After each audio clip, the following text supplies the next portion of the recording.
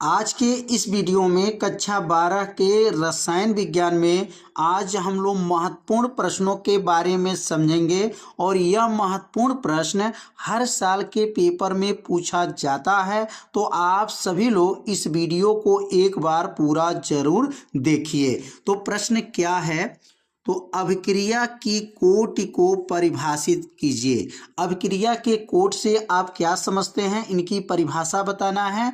और एक अभिक्रिया भी दिया गया है, अभिक्रिया Na+M_B और यहाँ पर जो दिया गया रिएक्शन कराया गया है तो बना है यहाँ पर Xc+YD की अभिक्रिया की कोटि आप कैसे ज्ञात कीजिएगा। तो यहाँ पर अभिक्रिया की कोट को कैसे ज्ञात करना है, तो यहाँ पर रासायनिक जो समीकरण दिया गया है उस समीकरण के सहायता से अभिक्रिया की कोट को बताना है। तो सबसे पहले यहाँ पर ये देखेंगे कि अभिक्रिया की कोटि की जो है परिभाषा क्या है। तो यहाँ नोट करेंगे अभिक्रिया की कोटि। अब अभिक्रिया की जो कोटि है, पहले इस परिभाषा को समझ लेते हैं। अभिक्रिया की कोटि और अभिक्रिया की जो कोटि है बहुत ही आसान परिभाषा है, बस थोड़ा सा आप ध्यान दे दें तो परिभाषा आपको क्या होगा, याद हो जाएगा। तो अभिक्रिया की कोटि को जैसे यहाँ पर जो रिएक्शन दिया गया है उस रिएक्शन में एक अभिकारक है, यहाँ से देखेंगे एरोस जो तीर बना हुआ है, तीर से पहले जो दिया गया है यह अभिकारक है और यह जो है उत्पाद है। अभिकारक किसे कहते हैं, रासायनिक अभिक्रिया में जो भाग लेता है उसे अभिकारक कहते हैं और इसके फलस्वरूप जो बनता है उसे उत्पाद कहते हैं। तो जो अभिकारक है, अभिकारक में को जो व्यक्त करेगा जो सांद्रता, इसके ऊपर जो घात बनेगा वही घात की जो योग होगा वही अभिक्रिया की कोटि कहलाता है। तो कैसे परिभाषा को लिखेंगे, तो यहाँ पे नोट करेंगे किसी, बहुत आसान परिभाषा है, बस 2 बार पढ़ेंगे परिभाषा क्या होगा याद हो जाएगा। तो किसी अभिक्रिया की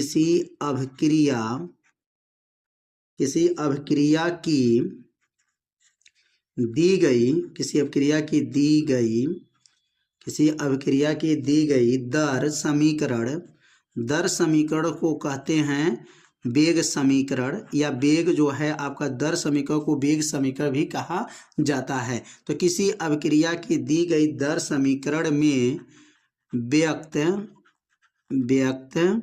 व्यक्त अभिकारकों की सांद्रता अभिकारकों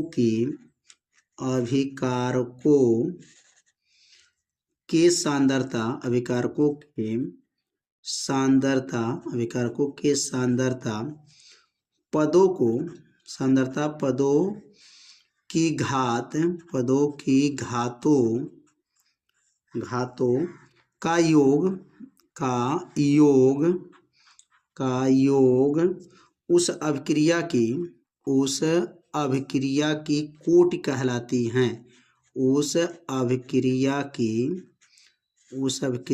की क्या कहलाती हैं, कोटि कहलाती हैं। अभिक्रिया की कोट कहलाती हैं। कितना आसान है। तो कैसे हम लोग अभिक्रिया की कोट ज्ञात करेंगे, तो जैसे यहाँ पर जो रिएक्शन दिया गया है, जैसे यहाँ पर क्या लिखा है Na दिया गया है प्लस M_B दिया गया है, गर्म करने पर क्या बनेगा, तो X दिया है, C दिया है, प्लस है, Y है और D है। और यहाँ पर अगर अभिक्रिया का हम यहाँ पर कोटि बताना हो तो इस रिएक्शन के माध्यम से अभिक्रिया की कोट क्या बनेगा, तो ऊपर बताया गया परिभाषा में किसी अभिक्रिया, कोई भी अभिक्रिया आपको सामने यहाँ दिया गया है, दी गई दर जो समीकरण है, तो दर समीकरण कैसे निकालेंगे, दर समीकरण या अभिक्रिया का वेग बोल सकते हैं। तो दर समीकरण अगर निकालते हैं तो दर समीकरण कैसे निकलेगा, दर समीकरण अगर निकाला जाए तो यहाँ पर दर समीकरण बराबर बनेगा। अब यहाँ देखिए ए है, अभिकारक है तो अभिकारक ए हो जाएगा और इसके ऊपर जो सांद्रता पदों की घात क्या बनेगा, यम, यहाँ यन है और यहाँ यम है तो यहाँ पर घात यन हो जाएगा और बी के पावर जो बनेगा यहाँ पर बनेगा यम बन जाएगा और यहाँ पर के रहता है, वेग स्थिरांक उसको बोला जाता है। तो यहाँ पर कैसे बना है, के ए, सांद्रता ए हो गया, और जितना ये आगे रहता है ना इसके ऊपर जो है लग जाता है, घात के रूप में बन जाता है। उसी को दर समीकरण या जो है अभिक्रिया का वेग कहा जाता है। तो अभिक्रिया का वेग निकल गया। अब यहाँ पर कोटि बताना है, तो अभिक्रिया की अगर कोटि बताते हैं तो अभिक्रिया की कोटि क्या बनेगा, तो यहाँ लिखेंगे अभिक्रिया की कोटि क्या निकलेगा। तो ऊपर जो परिभाषा बताया गया है, अब उसी से परिभाषा से जो है अभिक्रिया की कोटि आप निकाल सकते हैं।